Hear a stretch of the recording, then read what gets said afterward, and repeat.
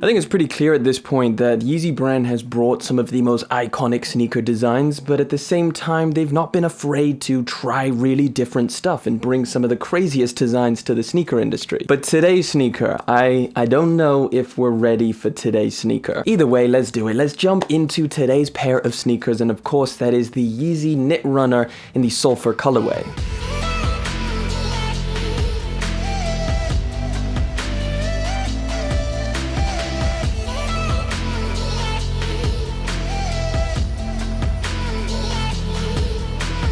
Okay, so unexpectedly we have a regular Yeezy box. I was expecting something completely different, maybe something a little bit more like the Foam Runner. However, it is the standards, just you pull it open kind of box. You've got Knit Runner on the front, and then that's pretty much it. Of course, there's no boost or anything, but of course we gotta slide these open and take a look at today's crazy sneaker. And of course, that is the Yeezy Knit Runner in the Sulfur colorway.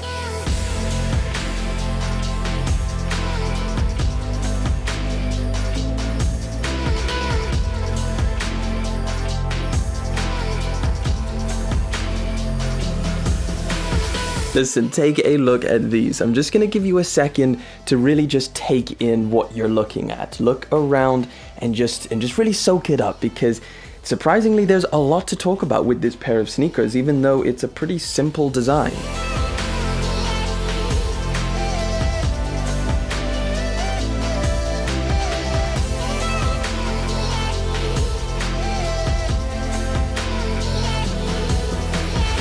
So I guess let's just start at the simple point, the release specific. So Adidas basically went onto Instagram, put up a post on the 22nd of September and said, hey, these are dropping tomorrow. Took pretty much everyone by surprise because we weren't expecting these anytime soon. We had literally only seen one image of these from Kanye West back in 2020. And that was pretty much set. Adidas just announced that these were going to be dropping on the 23rd of September. It was going to be a US exclusive over on YeezySupply. And then of course the retail price, $200 for this pair of Yeezys, which I think was something that not a lot of people were expecting. $200 definitely seems like a pretty large ask for something that looks as minimal and simple as this. Now, I will say, pulling these out of the box, there is a lot more to it than initially meets the eye.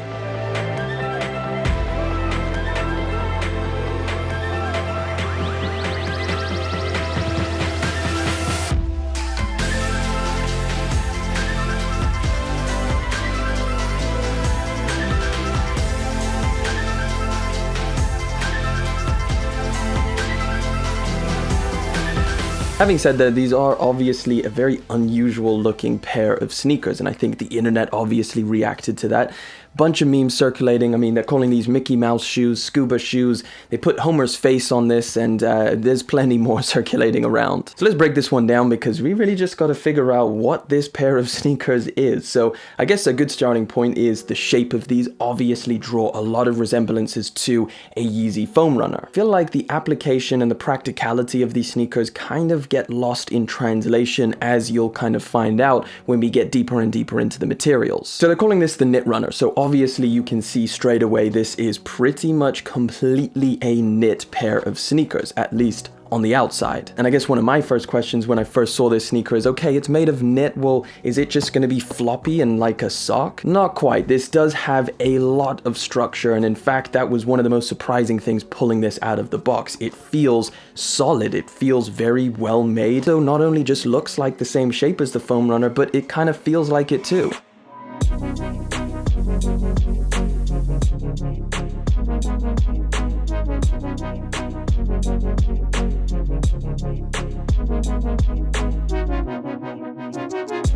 If I squish down on this toe box area, it feels very soft and spongy, not something like a plastic or even a rubber. It feels a lot like foam, and that foam continues from the toe box all the way up till you can kind of see that line underneath. It's all over the midsole and around towards the back of the shoe as well. The entry point of the sneaker is very well elasticated lubricated, so there is no issues getting your foot in and out of this. It is not tight whatsoever. No rubbing or anything. This material is relatively soft, so there's no issues with that, which is also something I was kind of worried about before I got these in hand. Inside, you'll notice it's pretty simple looking. It's just all that kind of beige color that you find around this ankle area. There is some ankle support towards the back, 2 little pillow cushions that I guess just hold your Achilles in place, and again feel pretty good on foot. And then pretty much completing the package of this knit runner is the outsole, just tying everything together. It's very, very minimal, doesn't come up onto the shoe or anything like that.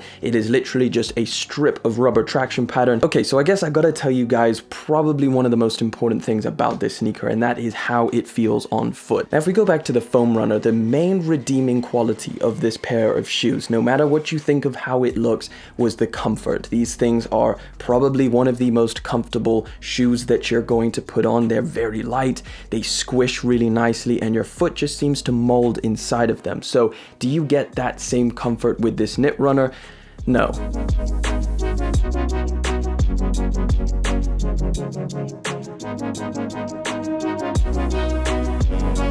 They feel completely different, even though the shape is similar. Even the inside foam material feels a little bit similar, but how they feel on foot is definitely different. These are actually pretty heavy. You'll be surprised by how simple they look to how heavy they are. Don't get me wrong, these are not uncomfortable by any means. However, they're not up there with some of the most comfortable sneakers that Yeezy makes. And of course, that brings us to sizing. Obviously, you can see one of the standout features of this pair of sneakers is your actual shoe size printed on the outside of the shoe, which is very unusual, something I don't think I've ever seen. Maybe the closest thing to that is the product code that Fragment does on some of their collaborations. Either way, YeezySupply recommends people to go a half size up. So what I did was I got my true to size. I always like to get my true to size when I'm reviewing sneakers so I can really try and give an accurate representation of how they feel and what sizing recommendations to give you guys. So I went with my true to size, and I can say they're definitely pretty snug. Maybe not as snug as I would have imagined them to be. However,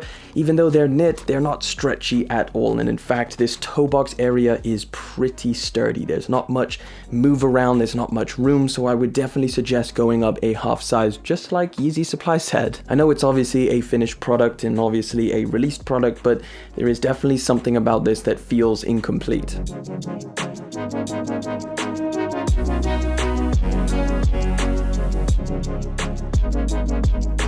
I feel like $200 is a bit too much, and the price tag just has to come down. I feel like if these are going to be truly successful, if they're going to put out more colorways in a wider release worldwide, I think that that price tag just is not going to sit well with a lot of people. Listen, I don't want to be the guy standing in front of innovation. I don't want to be the person yelling at anything different, saying that it looks terrible. I'm all for this pair of sneakers. I think, hey, Kanye, go crazy. Go crazy on your pairs of sneakers. Design whatever the hell you want, because honestly, we need more people that are crazy creative, and maybe we're just not ready for this. Maybe Kanye is ahead of the time and we're just not ready for a sneaker like the Yeezy Knit Runner.